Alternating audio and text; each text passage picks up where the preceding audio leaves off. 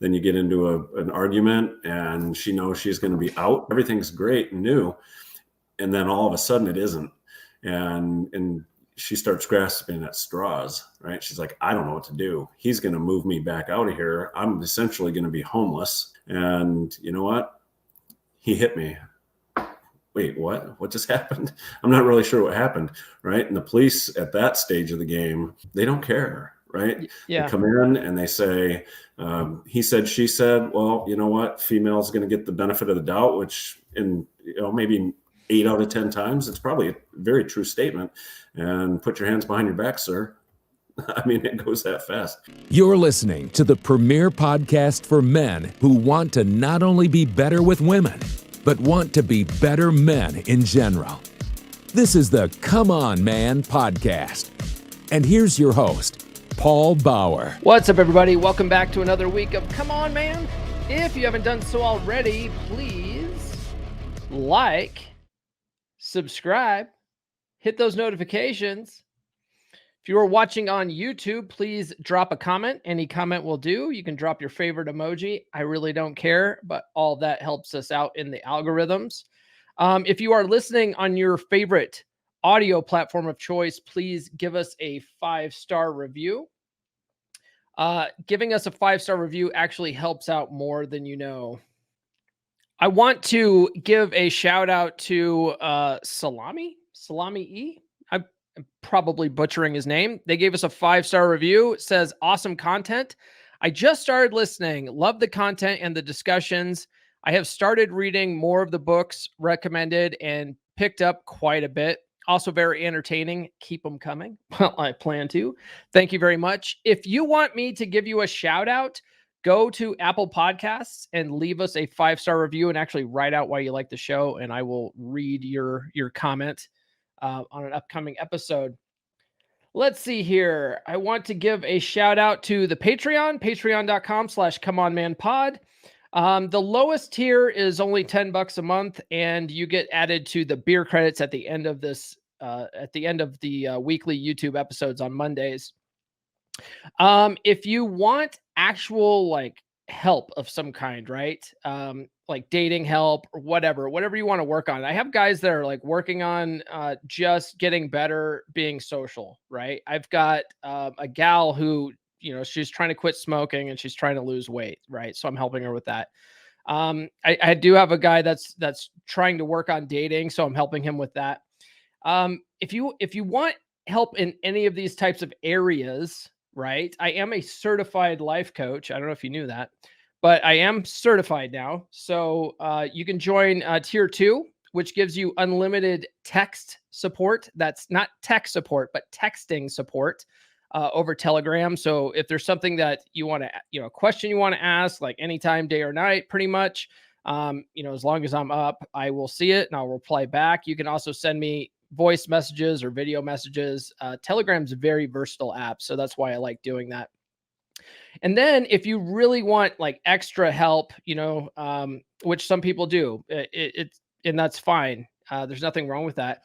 But you can join tier 3, which also gives you an additional voice or video call with me every month, so that we can not only do the texting support where we chat back and forth over text, but we actually have a follow-up call where we can, really get in depth on whatever issue it is and come up with good, solid game plans to move forward. So check that out. Patreon.com/comeonmanpod. Get on the email list.comeonmanpod.com.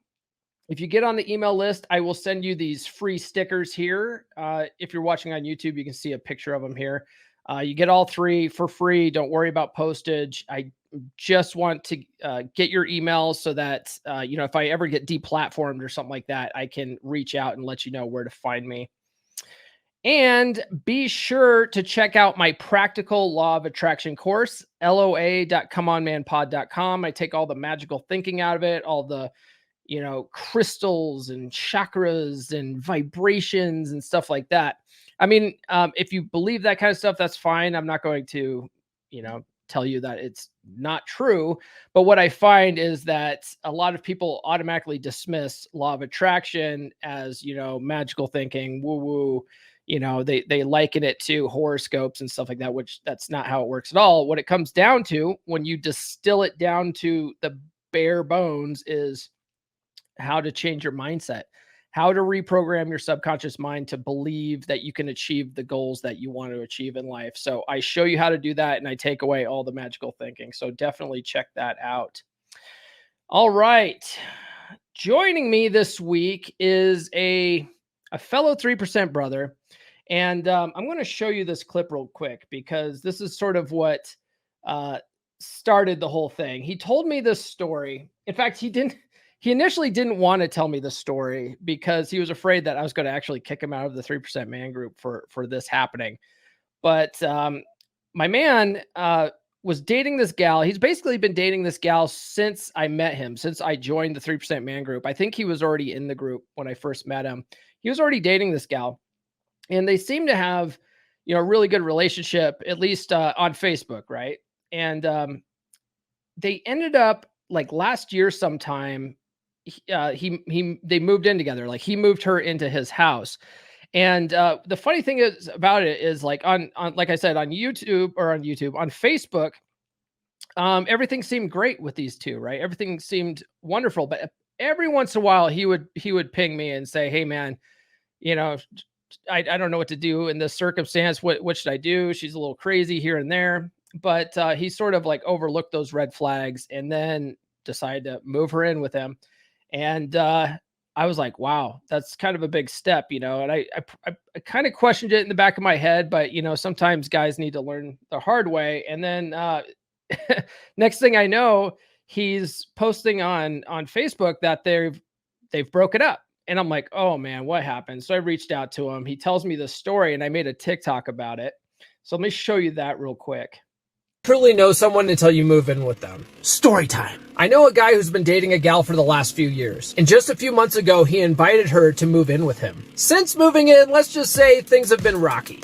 Well, at the beginning of the month, shit got real. She got belligerently drunk, called the cops, and had him arrested for domestic violence. My man was totally innocent, and the prosecution dropped the case because there was no actual evidence. My man still had to spend the night in jail, though, simply because of her allegations. And then she apologized after that and screwed the shit out of him. So naturally, thinking with his dick, he thought things were going to get better. He did tell her that she needs to get help and to knock off the booze, though. And that was all well and good until just the other night. She got crazy drunk again, then threatened to hit herself and call the cops. My man smartened up this time, though, recorded the whole thing, called the cops himself, and then kicked her the fuck out. Watch your ass out there, man. Some of these chicks are crazy as hell. They are crazy as hell, but a lot of times us guys overlook red flags that tell us what's happening. You know what I mean? Like, we are thinking with our dicks, and we make poor decisions. And one of the things is, I've reached out to Matt. This is my friend's Matt. His name is Matt. Reached out to Matt and said, hey man, I'd love to have you on the podcast. And I was like, we don't have to talk about the story if you don't want. But he was like, yeah, no, let's talk about it, because it's a good learning experience for not just him. I mean, he had to learn the hard way, but for anybody listening, this is why we don't overlook red flags, right? All right, guys. You guys need to stay tuned. This story is really fascinating. We get to the bottom of it. Matt talks about everything that he's learned since then, and I will bring you that conversation right after these words. What if I told you you can have anything you want? More money, a bigger house, hotter women. Would you believe me? If your answer is no, you need to ask yourself why you think that way. What's holding you back? I can tell you right now, it's a self-limiting belief that's holding you back. Your paradigm or the way you see the world is holding you back. What if I told you that I can teach you how to change your paradigm? I just finished my course on the practical law of attraction. You may have heard of the law of attraction, but have dismissed it as magical thinking or woo-woo nonsense. Well, it's not. The law of attraction is real, but it's not magic. At the end of the day, it comes down to your mindset. And my course will teach you how to reprogram your mindset so that you can achieve anything that you want in this world. And the first 50 people that use the coupon code in the description will get 15% off. If you want more out of this life, if you want to achieve bigger goals, if you want to achieve goals so big that they will blow your mind, then this is your sign. Sign up for my course at loa.comeonmanpod.com. That's loa.comeonmanpod.com. The law of attraction is nothing without action. So what are you waiting for? Act now. All right, joining me today is a 3% brother who also is a fellow admin in the 3% Man group on Facebook. I've been wanting to have him on the show for quite some time, and we finally made that happen. His name is Matt. What's going on, brother? Hey, good afternoon. I appreciate the time. It's great to be here. Yeah, man. I got to make sure people subscribe to the podcast. Look at this. So I just started using the StreamYard thing. So as we can go on, I can tell people to like. Look at this. And we can say, hey, drop a comment. Right. Your favorite emoji? Can I point to it? Kinda, yeah. Make sure to follow me on social media. Okay, like I've got all the annoying stuff. Look at that. Join my Patreon. All the annoying stuff. Matt, what's going on, man? I don't know. I'm just hanging out, man. Having a good time. Being a 3% brother. Just being a 3% brother. So I have a bunch of standard questions that I like to ask guys that come from the 3% Man group. So I pulled those up today. Let me ask you, what led you to first read How to Be a 3% Man? Well, I think like everybody else, you learn to be a 3% man by not being a 3% man, right? You have beta tendencies. You're married for 25 years. You've got a lot of things going on in your life. You learn what rejection looks like when you're single after you've been married that long. And it becomes a real nuisance.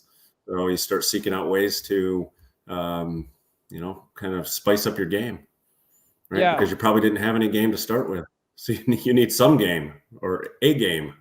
Do you ever, so you were married for 25 years? I was together with my wife for 25 and we were married for 22. Okay. Do you ever think back to when you first met your wife, right? Because this was obviously before internet dating was a thing. And then you're like, why am I having to read a book on this shit? Right? Like it sort of came, to me, it felt like it came naturally when I was in high school, talking to chicks, cold approaching, they call it now, right? You just fucking talk to chicks back then.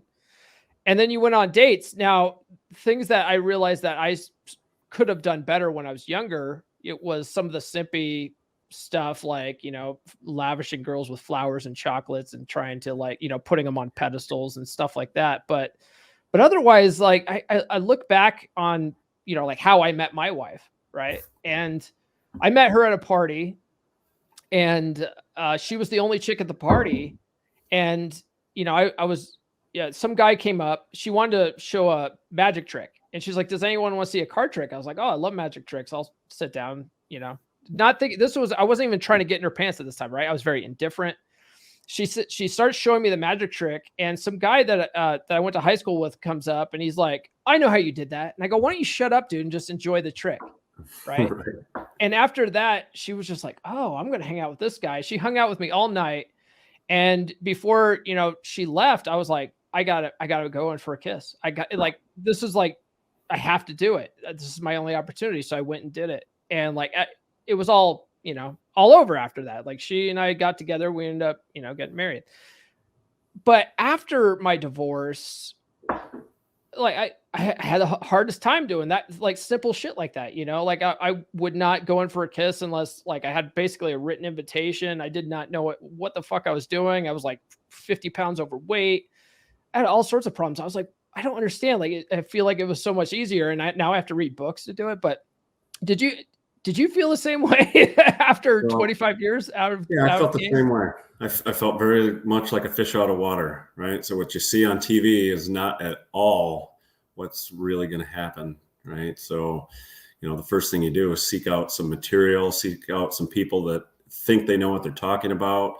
You find the trials and errors and you realize that they've messed up a million times as well. And it's really challenging because you're right. You're 50 pounds out of, you don't go to the gym, 50 pounds overweight. You don't eat healthy. You don't know where you would even begin to take a woman if you did take her out on a date to begin with, if you could even get somebody to talk to you. And it's overwhelming. It's daunting. So yeah, the first book you pick up, or the first Google search you do is, how do I become better? And then you find the 3% page, and that's where it started for me, right? I mean, and there's so much more after that, but it's a good way to start for sure. How many times have you read it? So, I mean, Corey says 10 to 15 times, right? But I mean, you start by, doing one at a time, and that's the best way you can do it. And, I'm probably 13, 14 times. So I still consider myself an amateur though. And if you ever think you're not the amateur, you probably ought to read it again, because you find somebody that's read it more times than you, or they pick up a different piece of a chapter that you don't understand. And they'll say, hey man, remember on page 57 where this happened? You're like, I have no idea what you're talking about. Then you have to go back and you read it again, and you realize that you have no idea what happened in those 5 pages or 10 pages. Yeah. So it definitely works to do it over and over again. I sort of I'm of the mindset that you shouldn't stop at the 15 mark. You should basically at least once a year revisit it for the rest of your life, because there's so many guys, and you've seen them too as an admin, but there's so many guys in the 3% man group that they've read it 10 times. They've read it 15 times. They think they've got it. They get into a relationship. They stop reading it. And then you don't see them for a while because they feel like they've moved on, that they've done all the great things or whatever. And then you see them like a year later, 6 months later, they come back to the group, and you're like, what happened? They're like, oh, I broke up with this chick. I fell back on old habits, all that kind of stuff. And you're like, why'd you stop reading the book, bro? It is definitely not like a bicycle, man. I mean, you get off one time and you completely lose your frame, and until you read it again, you do not know what happened. So, and it's it's the simplest things that happen, but you will absolutely lose your center, you'll lose your frame, and starting over is tough. Yeah. But audiobooks are good, right? Plug the earphone in and get moving. Yeah. So. I say it all the time on the podcast that audiobooks are effortless learning, but I believe I got that saying from you. Like, you're the one that I think that said that to me, like early on when we were both like active. We were really active back then, I think. Right. Yeah, we're not so active anymore, but it makes it really easy too. I mean, audiobooks, maybe, you can't follow along like this in an audiobook, but at the same time, it's pretty easy to rewind. You can play it at 1.5 speed. You can listen to it at the gym. You can listen to it at the dinner table. Nobody has to know. You just pop the earphone in, and you can catch a few points. I love listening to it if I'm driving, if I'm out for a run, if I'm out at the gym. Some people can't do audiobooks at the gym. They have to have like music to pump them up or whatever. I'm a nerd. I could totally do that at the gym. I don't care. But yeah, it's like one of the things too about audiobooks, especially if you're going to listen to it on repeat, is because a lot of people don't want to listen to the audiobook because they feel like they're not retaining it. Right. But that's one of the reasons why you listen to it multiple times, is because that will help you retain it. I mean, the same thing if you read it too, though. If you read it, you're only retaining about 10% of it anyway. That's and right. So you at least got to read it again. But yeah, man. So let me ask you this. Have you read any other dating and relationship books besides Corey's? Yeah, most of the things I do are online, right? So like anybody else, it's hard to actually order a book from Amazon, get the book, pick the book up, actually spend time reading it, and everybody's busy. So, I subscribe to more pages online, honestly, than I do reading the actual, material. So like the way it works out best for me. Like YouTube channels? Or do you read blogs? Or, some YouTube channels or social media, pieces and things like that. Skill of Attraction. That's a very small one that's been out for a little while. I think I Okay. saw they just hit 1,000 subscribers or something. So pretty, kind of the smaller stuff. And I find that a lot of guys are actually hitting those pages that are, we'll say, not quite mainstream yet, right? They're finding the new material. But at the end of the day, it really goes back to the same material that we read over and over again. You can compare 5 social media sites or 5 books and podcasts, and you're going to find that a lot of them, they revert right back to the same skills, the same ideals that come out of, say, the 3% man, right? It's the same stuff. It's maybe reiterated differently. It's posed differently. The scenarios are different. But if you strip it back, I find that, treat all women the same. That skill is across the board the same skill, right? If you can approach one woman, fat, skinny, old, young, black, white, doesn't matter. All women get treated the same, and it works every time.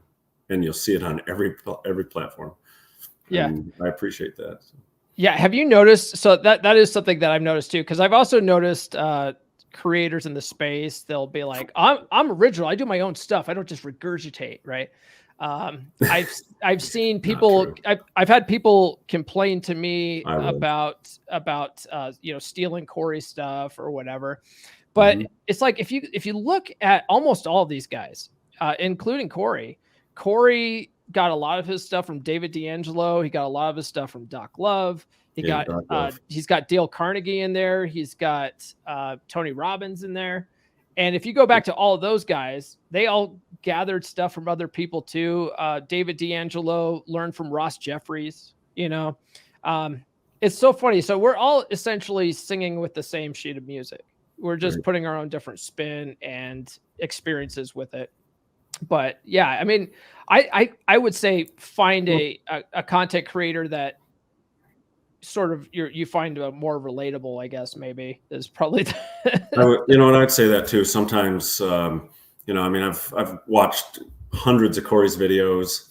I find them not quite as attractive as, say, some of your most recent videos, right? I really think you put a spin on it, you laugh, you've got things in the background that are happening. You've got, like you say, you got all the buttons and the cool stuff going on, and it just brings a different flavor, right? And I appreciate those things. Do you still watch Corey's stuff? Because I used to back when I was reading the book, and his book says, Google this video, and and his stuff's very circular. So it's like you go watch the video and he says, read the book. But I liked his old video newsletter stuff, and he still does some of that. But he also has this whole sort of podcast dynamic where he's got a bunch of chicks on the show asking him or reading him viewer questions and stuff like that. Do you watch the new stuff? Right. Do you watch the new stuff at all? I find him to be very Howard Stern-like, honestly. Okay. So, a lot of the interviews with opposite sex, I'm not really fond of that so much, right? If I want a female dating coach, I'm going to go watch a female dating coach's page, right? But when a men's dating coach is interviewing a female, I don't find a lot of the value. I find it to be a little fluffy to me. So that's my own opinion. But I watch all of your interviews, and maybe the last one, just being kind of crass here, but if I watch the last one, the last female that you had on, I was like, I'm not going to watch this. About half of it, and I was like, I'm done. That's enough. It's just my own personal preference. But no, that's fine. So at the time of this recording, this week is a female guest, and last week was a female guest. So this week it was Trad Taboo. She's a therapist. Well, She can't call herself a therapist, but she's more of like a, kink counseling or whatever out of Arizona. And then the previous week was more of a fun episode with Morgan May, and that one was on bullying. What was it? Was it the Morgan May one that you didn't like? Because it was the Trad Taboo one you didn't like. Yeah. Oh, okay. I don't know. Maybe it's just the material too, right? Everybody's got their thing, and sure. No big deal. Well, the reason why I was thinking it was going to be the Morgan May episode, because I got mixed reviews on that. I got some people that love Morgan stuff. Morgan's been on the show like 4 times too. Some people love Morgan's stuff. They like her take on things. And then other people, they just can't stand her like sort of Valley Girl accent or whatever. And so honestly, so, I kind of appreciate her more than the latest one. Okay. All right. No, everyone's got their preference. So let me ask you a question. What was, if you can remember, I don't know how long it's been since you've read 3% Man, but can you remember what your last aha moment you had from the last read was? I just went through a breakup here very recently, and I try to relate, right? So if I go back to the book, and I may not even read the whole book at a time, I might go to a chapter that I think relates, and I kind of appreciate when Corey's married, right? When that kind of stuff is happening, and I'm like, oh, and in a long-term relationship, I was in a relationship for better part of 3 years. And so I relate that to a marriage, right? Long-term relationship, live in the same household, things like that. You're married. Whether or not you have the paper that says you're married or not, you're married. And so I like to go back and I like to look at things like that. And I go, oh, it's like, duh, right? Some of the things that you probably should have been taking advantage of or taking care of in the relationship to nurture those relationships, setting the women on the pedestal and things like this, things that we talked about right at the beginning of this episode, right? Getting flowers all the time, things like that. And you start to fall into those traps is what I call them. And it just, it really hits home for me, those kind of details. So don't treat it like you're married. I'll tell you that. Wow. Yeah, it was tough. It's tough. Got it. It's good until it isn't. There's my catchphrase. A lot of times I'll say, man, the relationship was great until it wasn't. Right. Well, I have a guy that I've had on the podcast a couple of times named Rob Says, and he says the same thing, right? Because there's guys out there saying, oh, I'm looking for a quality woman, or I'm looking for a good woman, or whatever. Even, Dr. Robert Glover's books talk about really good women, right? And Rob says the same thing too. He's like, they're all good women until they're not. And that's usually how you can describe probably 99% of everybody's ex-girlfriend, or ex-wife. They were a really good woman until they weren't, Yeah. You never go into a relationship saying, I can't wait for it to end, right? It doesn't work like that, right? Of course you'll go into the relationship with your eyes open, and then you close them and, you get whacked on the head. Yeah. Yeah. That's why I try so hard. And a lot of people, I don't think a lot of guys can do this, because men sort of love idealistically, like we're the romantic ones. I don't care what women say, like we're the ones that love romantically.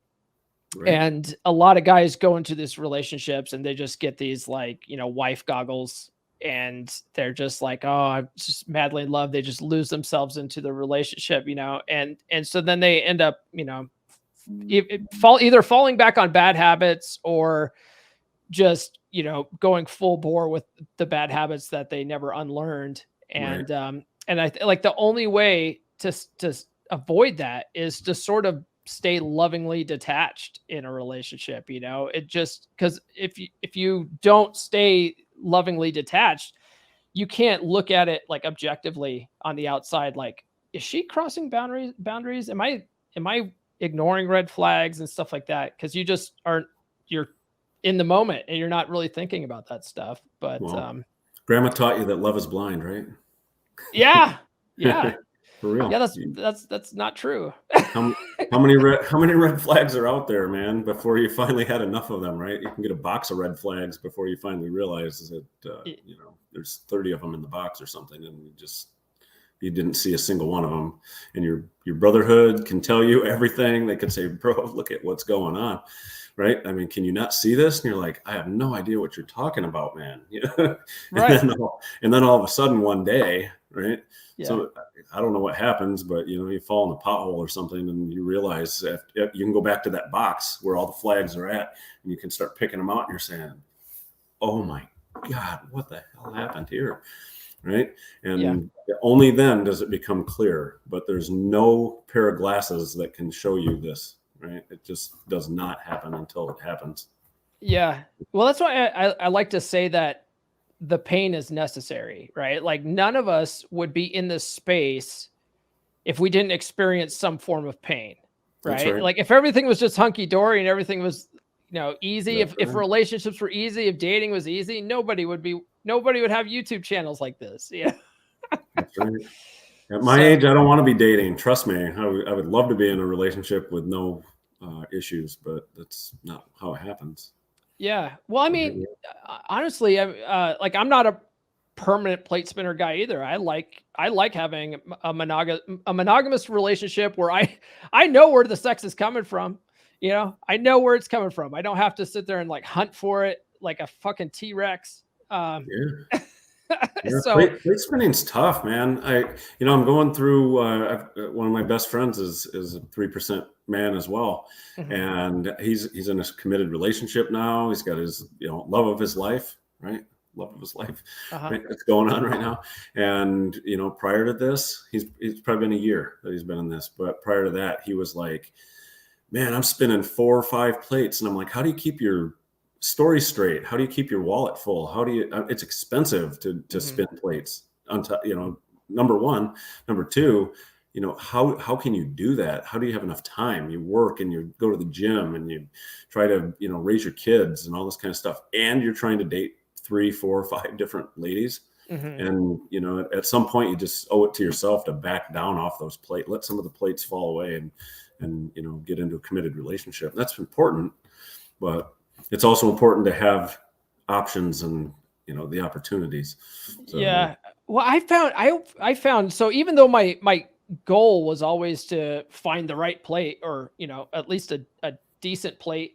right. Right. And I found a pretty good plate. I think Nurse Chicks are a really good plate, but that was always my goal. But one thing I found in this whole process was that spinning plates is the most efficient way of dating, I think, It is.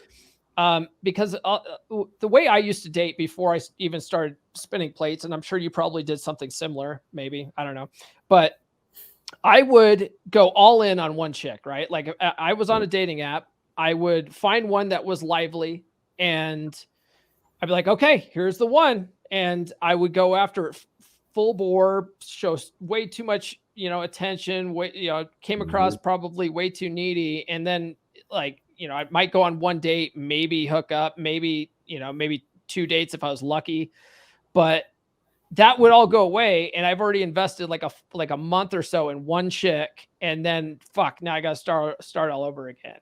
That's And right. so when I realized like, no, actually spin plates and basically, talk to these chicks, take them out for drinks until something more starts happening. Like one of the best things about it is you don't put all your energy into one chick because you have to spread your energy around. You're not so needy. So you're not texting them all the damn time. And that just sort of makes you naturally attractive because you're, sort of, not so available, and just being not available by itself for whatever reason, women find that to be more attractive. So, yeah, but the big thing too is like, you're just not coming across as needy, and when you have that sniper mentality, you're just, needy bastard. And then once you have like a rotation, I definitely agree with you. It gets fucking expensive, gets time consuming. I'm a single dad like you are. I only have my kids every other week. So that means like I only have every other week to go dating. So then you got to cram your 3 or 4 chicks into that 1 week, So Right. you're basically spending your time with your kids trying to set up your dates for the next week. It's a lot of fucking work. It's a tremendous amount of work, and you have to work on yourself. Number one, right? I mean, for anybody that watches these videos, that is the number one thing. Do not ever deviate from your plan, right? You have a focus and a purpose, and that's it. So the girls are great, and you like to have dinner with them, and you like that validation, and you like to provide that validation back. But first and foremost, if you're not happy and healthy in your own mind, then all the rest of it's just for naught. Yeah. That's so important. Yeah, and I would say too, one thing that guys often do. I think guys are really bad about this. I think women do this thing too, but they will do all the stuff necessary to get into the relationship. So they'll work out, they'll work on their purpose, they'll start taking up Mhm. really cool hobbies and start going fucking backcountry skiing and shit, like all of a sudden they're like interesting as fuck. And then they meet a chick, they, date her for a little while. They take her on some of these adventurous things. And then they stop doing that stuff. And then they start fusing with this chick. And now all of a sudden they're not doing the shit that made them attractive in the first place. That's a big thing that guys do. So it's like you, no matter what, you have to stay on that stuff. You have to stay with your hobbies that you had before the relationship. You guys still go to the gym. You guys still work on your career and getting to the next level there and whatever. And yeah, you have a chick now, but that's just like icing on the cake. It can't be like you're all or nothing, That's right. When you become a chips and root beer on the couch every night kind of guy, it's over. You might as well just put the final nail in the coffin, man. Yeah. Like, go to the gym, do your thing, right? Make yourself interesting, mysterious, right? Give her time to want you and all these kind of things that it goes back to very first chapters of the book. Right? Yeah. If you become a complacent, lazy bastard, it's done. It's done before it's over, right? You don't even know it. And she's checking out on the back end and looking for options elsewhere. And that's not cool. So that's a good place to say spin the plate a little bit more, right? Because if you're trying to, I'll use the word impress, but if you're trying to impress 2 or 3 women, it's, man, I got to go to the gym a little bit more. I got to do, you got to work on yourself. It just, it goes hand in hand. So yeah, the chips on the couch thing is bad news. Yeah. One of the things that's also good about spinning plates is like women are very naturally competitive. So they know that you have other options, which, chicks actually find more attractive. Right.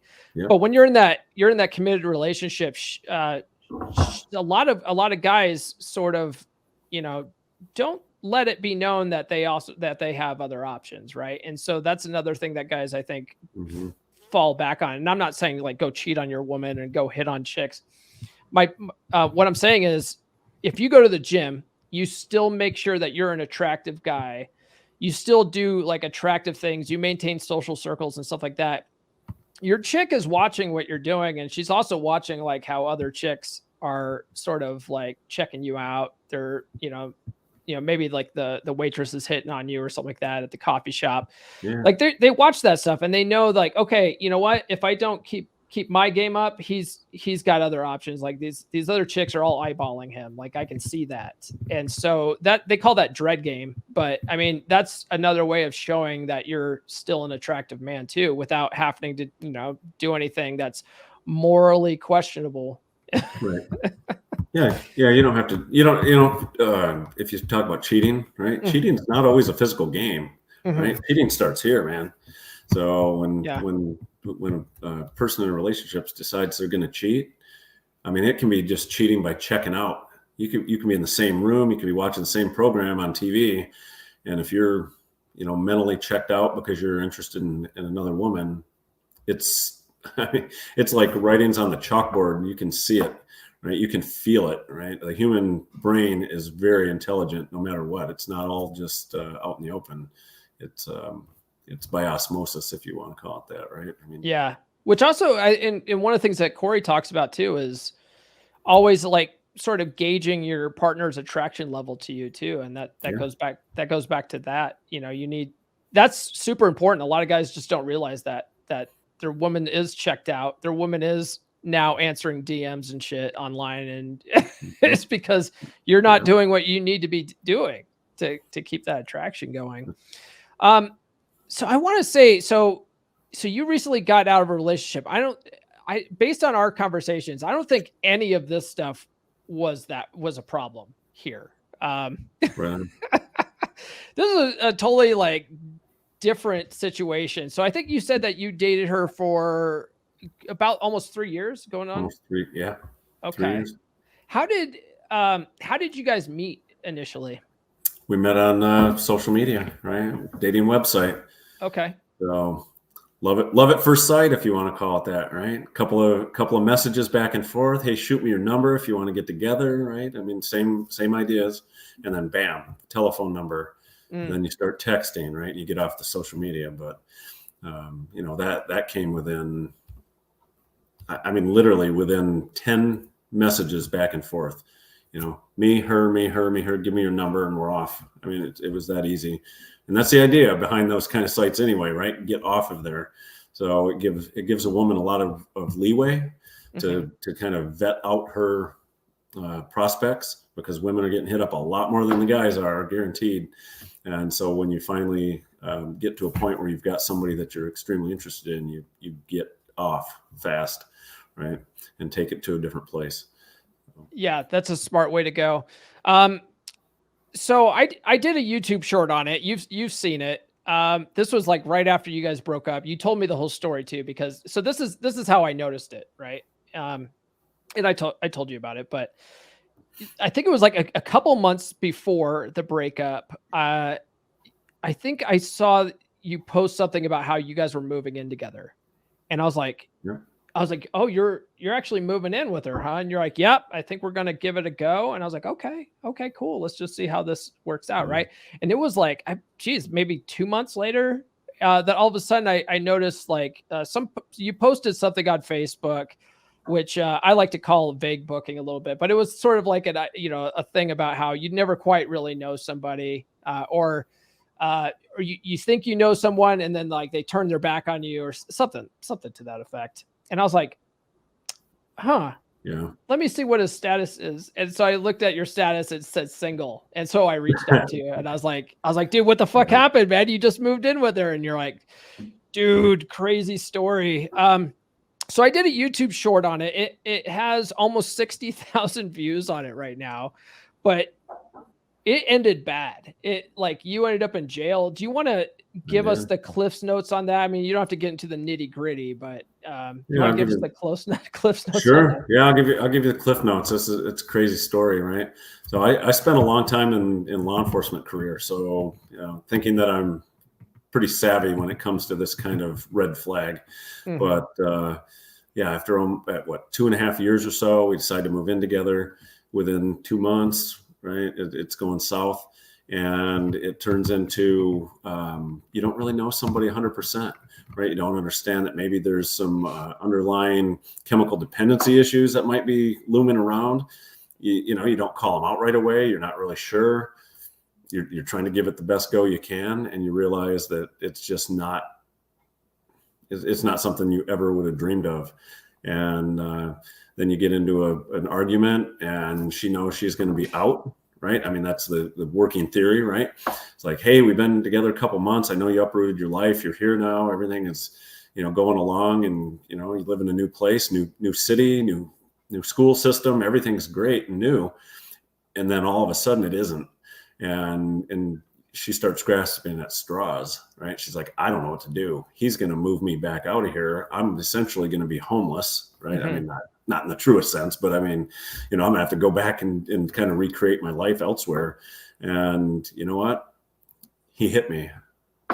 Wait, what? What just happened? I'm not really sure what happened, right? And the police at that stage of the game, they don't care, right? Yeah. They come in and they say, he said, she said. Well, you know what? Female's going to get the benefit of the doubt, which in maybe 8 out of 10 times, it's probably a very true statement. And put your hands behind your back, sir. I mean, it goes that fast. Well, it's very hard after spending, a modest amount of time in jail, which I'd never been to before that, to come home and to just go, this is not happening twice, man.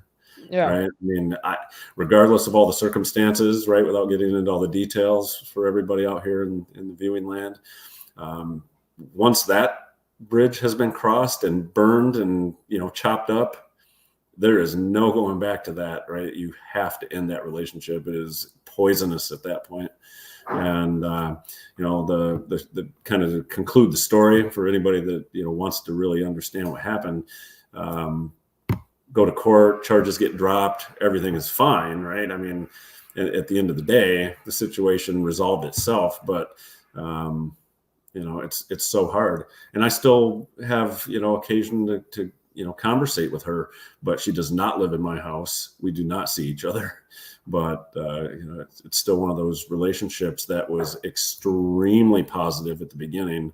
And for whatever reason, it went from 100 to 0 and literally in one handcuff.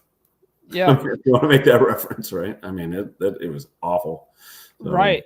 So, so there's a bunch of comments on that. Like I said, it's got like 60,000 views. It's got shitloads of comments. There's lots of guys on there that are like, this happened to me. This happened to my friend. This happened to so-and-so. So one of the things that someone said on there, and I correct me if I'm wrong, but they're like, oh, well, now he can't even own a gun. I go, well, no, I don't think that's true because the charges got dropped or whatever. Right. But does that still sort of show up on like some kind of permanent record, like an arrest record somewhere? So where I live, the the county is in charge of having concealed pistols or pistol permits, I should say. And so when you're arrested on what's considered a violent crime, that license is immediately temporarily revoked. Okay. So at that point, now that everything is gone and it's been some time now since it's been taken care of, I have to go through the whole process. Now it's not completely revoked, but it's still temporarily revoked after months. And so I had to basically appeal back and say, hey, the charges were dropped. What do I do now? I'd like to have my pistol permit back. And they're like, it takes time, sir. And I'm like, how long? And they go, months. Wow. So yeah, you're up in Michigan, is that right? Michigan, yeah. Okay, yeah, Michigan's not to get into politics, but it's kind of a blue state, right? It is, yeah. Yep. And regardless of the politics here, I mean, it has to, there's a very active campaign in this state, to take care of abused women and things like that. And that's great. The system works. I'll tell you firsthand, the system absolutely works, right? Yeah. I mean, I've been right at the beginning of this thing. So, the fact that I don't have my pistol permit and everything, I mean, if this was a very serious situation and it was continuing and I was going to go, to court or to jail or whatever might be happening, I'm glad that it works the way it does. Personally, am I happy the way that it's happening? No, because I don't have my pistol permit or whatever. Yeah. And I'm an active CPL carrier, right? And I feel a little bit naked out there without my pistol, but I agree with the law. Got it. Okay. Yeah. I don't know. I don't know what the law is here in Colorado, but I remember not, this whole, all the arrest stuff out of the way. I just remember like when I lived in California, and I lived in California for like 15 years, it was near impossible to get a concealed handgun license or permit. And it was up to the local sheriffs, but almost all the sheriffs there were very much like anti-carry, right? So you had to actually, like in San Diego County, at that time you had to have documented threats against your life before they would even consider it. And even then they most of the time would deny you. Right. It's like, I have to wait until someone's literally trying to kill me before you'll let me defend myself. Like, that's absolutely ridiculous. But so when I moved back to Colorado, that was like one of the first things I got, because it's like here you have to go to a class, you have to go to a class, you have to understand the law. You have to understand that you're not Batman when you have a concealed, that's right, a concealed handgun. In fact, being Batman is illegal itself. So if you want to be Batman, just go be Batman. You don't need a permit for that.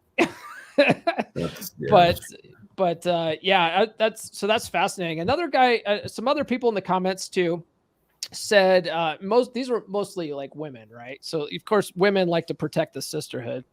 But they were saying stuff like, well, didn't he see the red flags before he moved her in? So and I was like, well, that's a pretty valid question. Like none of these red flags were there before you moved her in.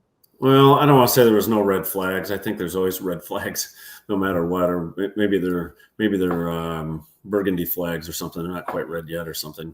But, in hindsight's 2020 too. Let's be honest here. Yeah. Well, I said that before. I said that a few minutes ago. That I mean, you could have a whole box of red flags, and if you're willing to overlook those flags, you just overlook those flags until it hits you in the face, figuratively. Right. I mean, you don't really understand.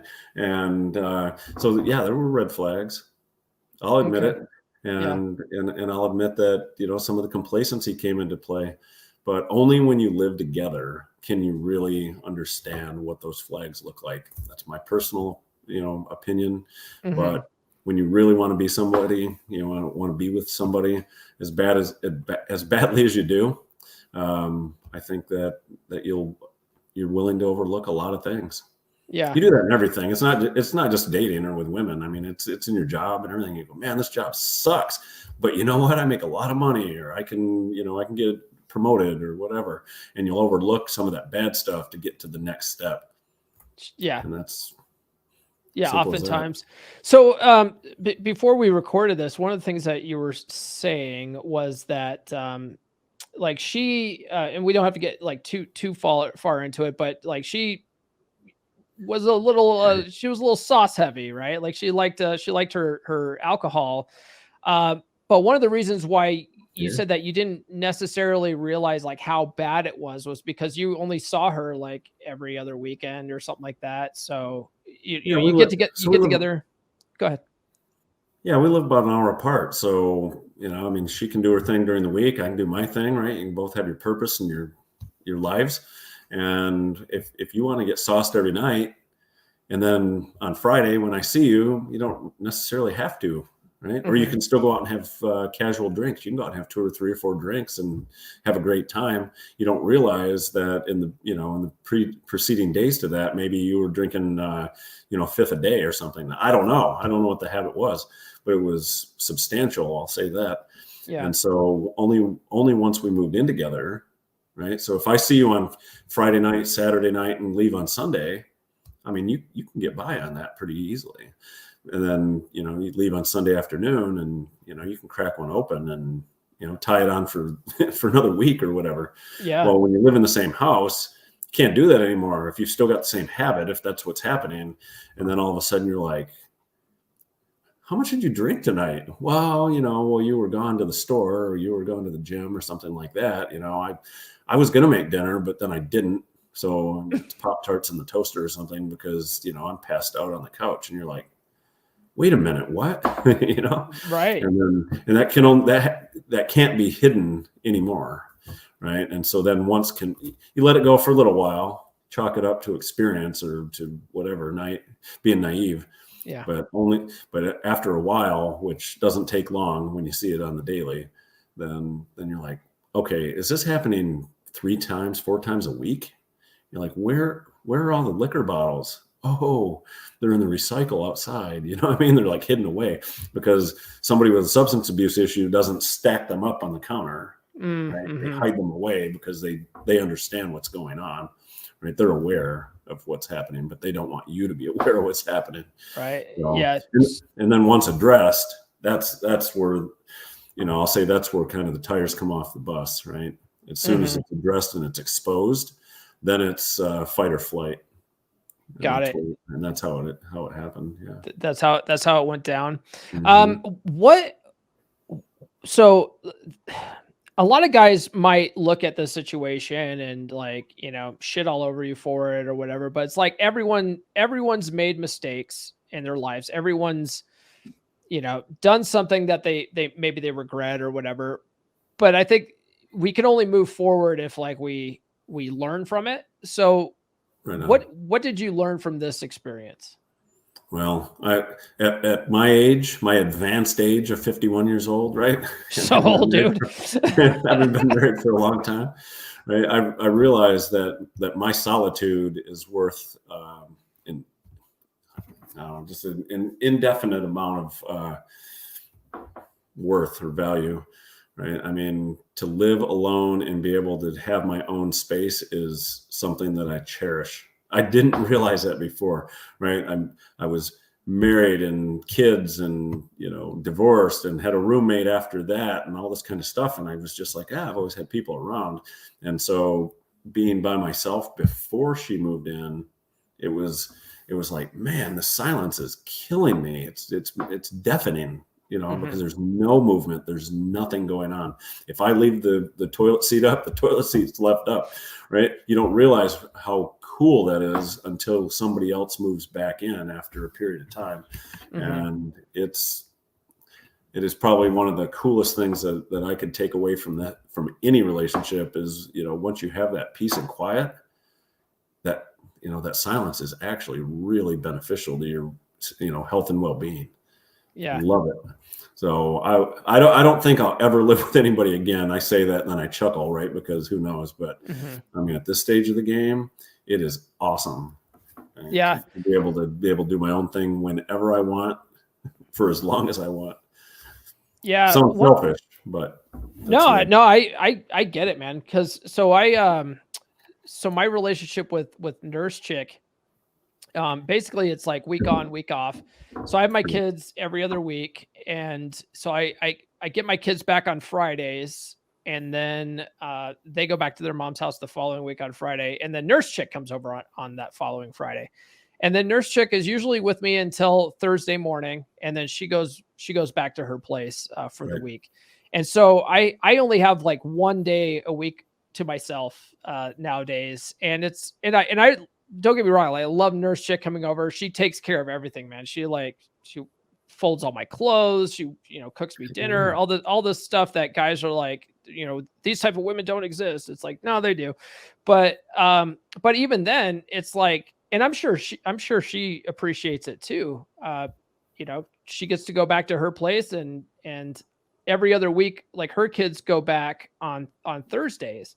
So she gets a Thursday night to herself one week, and I get the next Thursday to myself one week. And it's nice having that, no kids to deal with, no, significant other to deal with.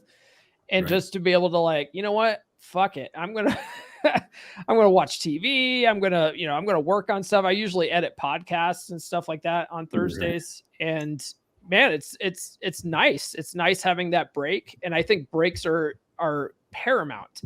And so I don't think I could ever live full time with somebody, like I just don't see it ever happening, even if like, when all my kids are gone and all, let's say Nurse Chick and I are still together and like, 10 years or whatever, all her kids are gone. I don't know if we could like live in the same house.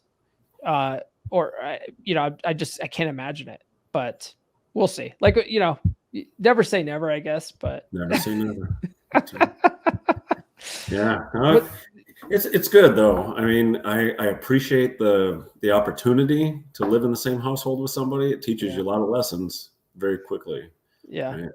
I mean, living with somebody is unbelievably challenging. What does Rich Cooper say? He says, men like to complicate life, justify why. There's 4 things men like to complicate life, justify why. That's essentially like what we end up doing when we're like, yeah, I can move in. Yeah, let's give it a go. We're just complicating life. Well, you think about some things like that, and you're like, you know what? It's easier if we're in one place. It's much easier. I mean, she can make dinner for me. She loves to make dinner. Great. I hate to make dinner. Oh, she likes to do the laundry. Like you say with Nurse Chick, it's cool. Yeah. Right. You really appreciate those little things. I mean, they seem pretty subtle, but I mean, there's a lot of nights when you look in the kitchen and you go, oh gosh. And then you promptly go out to dinner or something by yourself. I don't know. Right. It's just the way it goes. But you know what? Like sometimes that's nice too. I don't mind going out and, having a meal at a diner, by myself. By myself. I like doing that shit. So, so every man needs to focus on their purpose or mission. What's your mission right now? My mission, this sounds very generic too. It's like it's like a Miss Universe pageant or something, right? This question, right? It is. What do you want to do? I want to save the whales or something. But It's like, you know what? I want to be the best version of me all the time, and it's really cool if you have people that help support that mission. Right? I want to be able to go out on Wednesday night and I want to be able to have a beer with my best friend. I want to be able to go to the gym 4 or 5 nights a week. I want, for 2 hours. Wow, 2 hours at the gym. Nobody cares, except me. Right? I've got a great career. I've got a good staff. It's really cool. I've got great kids, right? I haven't brought them up at all in this thing, right? I mean, I've got 2 adult children. One's in the military, lives in a different state. One's in college, going to nursing school. It's awesome, right? It gives me time to think about myself. It gives me time to think about, what I'm going to do next. Right? I love to text my kids every few days and just say, hey, what's up? right? I mean, it gives me time to focus. I don't make lists. I don't have schedules. I try not to do it like that. But, my purpose is just, I want to make enough money that I can have my own experiences. I want to be able to hop on a plane whenever I want and fly wherever I want. I work remote in my job too, which is also pretty cool, right? And I don't have kids because they're grown, but it's pretty cool to be able to say, you know what, I'm going to book a flight and I'm going to go work on a beach somewhere. It happens. I do it. I mean, not regularly, not like I'd like to, but those are the kind of things. And coming around the Christmas holiday right now, or the end of the year holidays, Christmas, New Year's, and all this kind of stuff. What do you want to do? Well, you know what? I'm not going to give my kids a bunch of random stuff, right? I'm going to get them a few things that mean something, and I'm going to say, let's get some airline tickets. Let's just go sit on a beach, or let's just go, somewhere where we want to go together. Stuff is not important anymore to me, as much as it's kind of cool to say I drive a really cool car and I live in a really big house. All this kind of stuff. That's great, but you know what? It just becomes less important, and your focus becomes more from the heart, and you just want to do that. And I'll tell you, go back to the chick thing, just real high level. Chicks dig that, right? They want experiences too. If you say, hey, let's grab a couple of airline tickets and head to the beach, and they go, what? Like, no guy does that, right? I mean, it's like dinner and flowers. It's dinner and flowers. They're like, nah, I'd rather just get an airline ticket and go somewhere. And it's very cool to be in that position at this point in my life. Yeah. That's really cool. That's sort of so space-time continuum, this episode's dropping in January, but yeah, like we're recording this coming up to Christmas, and Nurse Chick and I have decided, not to do a gift exchange this year. We're going to go like a weekend getaway to the hot springs. It's like memories over stuff is where we're at in our lives. And I'd much rather do that than have more junk, in my house. Yeah, for sure. Couldn't agree more. So based on your experience on the 3% path and, your most recent situation, what kind of advice would you give someone just starting out? Like they just got Corey's book. What advice would you give them? The best word of advice is what we did at the very, very beginning of this, right? 10 to 15 times, baby. You have to be a student all the time. You're never the teacher. You're always a student, and, treat the book like it's, the gospel. Read the book, do the podcasts, watch the videos. But if you just do that and you never practice it, right? So always test yourself. Right? If I've got a young guy sitting here and he says, man, what do I do? How do I approach a woman? I'll be like, read the book, right? Then come back to me and ask questions, watch the podcast, see how other guys are doing it. That stuff doesn't work. Yes, it does. Yes, it does. Try it yourself, right? I mean, I hold to this every single day. When I leave this podcast and I go do something tonight, I'm going to walk out. The first woman I see, I'm going to treat her exactly the same as I treated the previous woman, and the way I'm going to treat the next one. It's paramount, right? It works in business. It works in your personal life. It works with your family members. It just works, right? And it doesn't matter if you're trying to date her or if you're just trying to buy a pack of gum at the gas station. It's the same. And you will get the best responses that way. And as you become a craftful person, it's just, I don't know, it just pays dividends, right? And in different ways, right? You're not necessarily trying to get in everybody's pants. That is very, very important. And that's why the phrase is treat all women the same. It just works. So, yeah, I think that's, that's good. And just to add on what you said, it's like, you can read the book 1,000 times, but if you don't go out and practice, like you said, it's just theory at the end of the day. Like you need to take what you learned from the book, and don't wait until you've read it 15 times. Like read it like once and then go out and try some of this stuff and be like, oh, I fell flat on my face. What did I go do wrong here? Read it again and go, oh, that's what I did wrong. practice as you go, you know? Yeah. And I'll say this too. I'll say, rejection is not bad, Mhm. right? So, I mean, you are going to fail, and you'll see that across all the platforms as well. I know you've said it a million times. Oh yeah. Right? I mean, it doesn't matter how much you practice something, you're going to fail, and you're probably going to fail more than you're going to succeed, but you're going to have arguably more successes as you get better and better. So maybe you fail 9 out of 10 times when you first start, and then you get better and you read again and you try it again, and now you only fail 8 times out of 10. Then you fail 7, right? I mean, it gets less.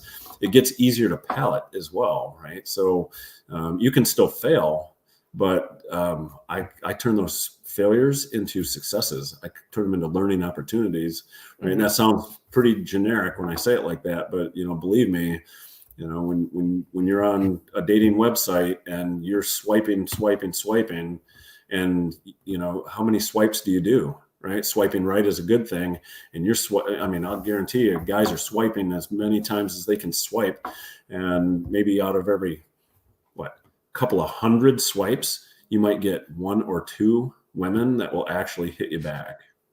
Sometimes, yeah. That's a lot of failure, but maybe it isn't failure, right? It's learning opportunity. And then what are you doing with the 2 that do, respond back? And that's the important part, is what did you learn by swiping a couple of hundred times and you got no response? You feel rejection, you feel bad for yourself, or do you just continue to swipe, right? Mhm. And then when you finally do get a couple that come back, entertain them in a way that is successful, right? Be your genuine self, do your thing, and it all works out. Yeah. I will say, if you swipe on hundreds of chicks and you only get 2 matches, though, like, your profile pictures probably suck and your bio probably sucks. You've got all kinds of details about that. I know you're the expert Yeah, when it comes to that. but I kind of mean, stuff, but right? no, but still, like, even if your profiles are on point, even if your pictures are top notch, you're not going to get as many matches as she's getting. Like, Oh women my have gosh. just so many more options than guys on dating apps. So, like, you have to stand out.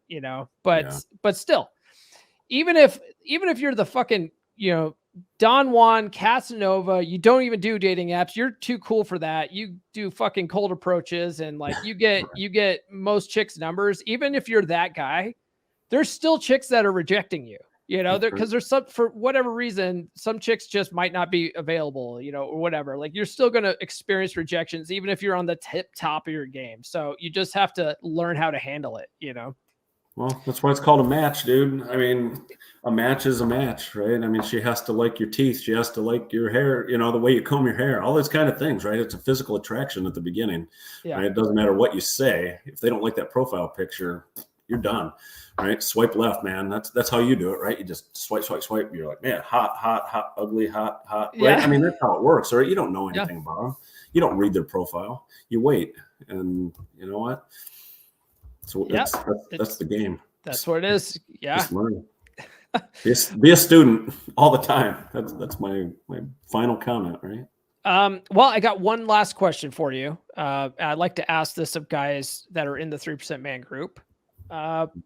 What does being a 3% man mean to you? Oh, you know what?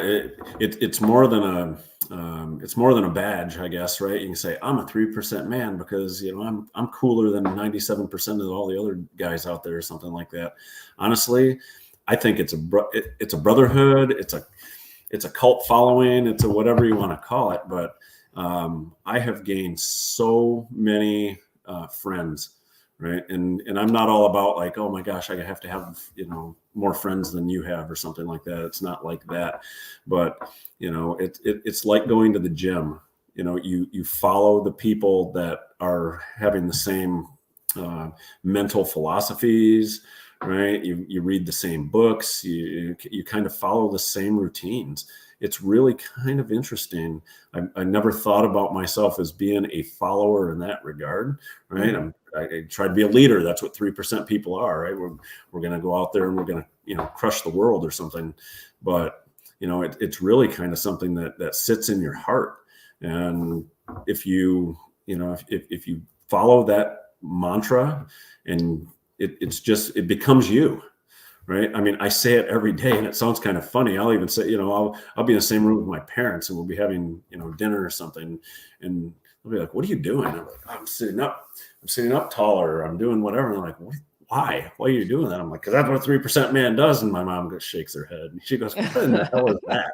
You know what I mean? I'm like, you have no idea. Yeah. Right? Because it's just, you can read a room and you can see who those people are. Right. It's easy when you learn, right? It's like wearing a X-ray vision glasses, right?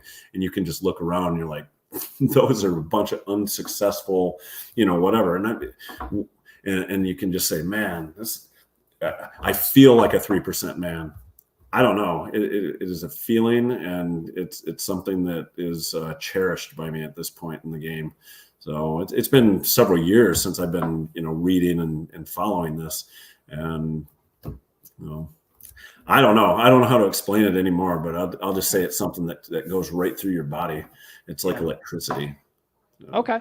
I appreciate it every single day. I mean, I live it. It's not something you read and then, just go out and practice. It's something that just becomes you. Mm-hmm. Yeah, definitely. It's definitely life-changing stuff. Mm-hmm. All right, Matt, we're at an hour here, brother. Thanks for taking the time to talk with me, man. I appreciate you. I appreciate everything you do, and I appreciate all of my brothers out there. And I'm kind of geeked up to see how my stuff goes. You say, oh, you have 60,000 hits on this little blurb that goes out there. I'm like, wow, is it that impressive? But there's people that want that detail, and I'm happy to be here and do it. All right, man. Well, cool. I'll give you your night back. Thanks for joining me. All right, I'm heading to the gym. Thank you. 100%. Matt, thank you for joining me today. I really appreciate it. You're welcome back anytime, just like, most of our 3% brothers out there. It's really kind of brave of you to, come on and talk about this story. It's not something that most people would want to talk about. So it's actually good. I think, a lot of guys are going to get a lot of information out of this. So, again, thanks for joining me. And, you'll do better. You'll do better picking, I think, going forward, because, this sort of activity, you just can't let this sort of thing happen again, and yeah, sometimes we have to learn the hard way. All right. For you guys out there, if you haven't done so already, please like, subscribe, hit those notifications. Please drop some comments. Follow me on social media. I'm really trying to build up my Instagram. So follow me on Instagram. That's important. TikTok's got me in just a crushing shadow ban. It's pathetic at this point. If you really like the show, if you want to get us in front of more men, then join the Patreon. That helps out more than anything else, right? And you can join it for as little as $10. Be sure to get on the email list.comeonmanpod.com. I will send you some free stickers for doing so. And then that way, if I ever get deplatformed or whatever, I can reach out and let you know where you can find me. And then also, if you haven't done so already, check out my Law of Attraction course. I have a coupon in the description. A lot of people have been buying it, so I have to check, but I don't know how many are left. But I limited that coupon to only 50 people. So you need to get in there, use that coupon before those all run out. So definitely do that. LOA.comeonmanpod.com. If you find yourself like just not believing that you can do something, not believing that you're good enough for hot women, not believing that you can make more money in your current career, not believing that you can change careers or whatever, because you have some self-limiting beliefs holding you back, you've got to check out this course, okay? LOA.comeonmanpod.com. That will redirect you to a Gumroad page. You can buy the course, use the coupon that's in the description, save some money on it, and check it out, because I will guide you through how to reprogram your subconscious mind so that you can achieve goals so big that it will absolutely blow your mind. All right, guys, that's all I have this week. I guess we will catch you next week on Monday. This has been the Come On Man podcast. New full episodes served hot every Monday morning on your favorite podcast platform of choice. So subscribe now. follow Paul on social media. The links are in the description. Now, go out and get it.